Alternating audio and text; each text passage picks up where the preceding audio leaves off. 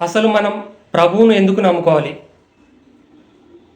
ఏమైనా అప్పులుంటే ఆ అప్పులు తీరుస్తాడనే ఉద్దేశంతో ప్రభువుని నమ్ముకోవాలా? లేకపోతే ఏమైనా కష్టాలు, బాధలుంటే వాటి నుండి విడిపిస్తాడని ప్రభువుని నమ్ముకోవాలా? ఎందుకు ప్రభువుని నమ్ముకోవాలి?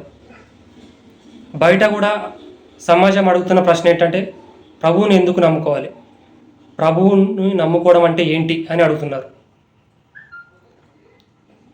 ప్రభువుని నమ్ముకోవడం అంటే, ఒకప్పుడు చీకటిలో ఉన్న నా బ్రతుకును మార్చి, అంటే ఒకప్పుడు రోత జీవితంలో ఉన్న నా బ్రతుకును మార్చి, ఆయన కొరకు జీవించాలని, నా కొరకు మరణించి తిరిగి లేచాడని చెప్పు. అది ప్రభువుని నమ్ముకోవడం అంటే. ఒకప్పుడు పాత జీవితంలో ఉన్న నా బ్రతుకును మార్చి, నాకు నూతన జీవితాన్ని ఇచ్చాడని చెప్పు. ప్రభువుని నమ్ముకోవడం అంటే.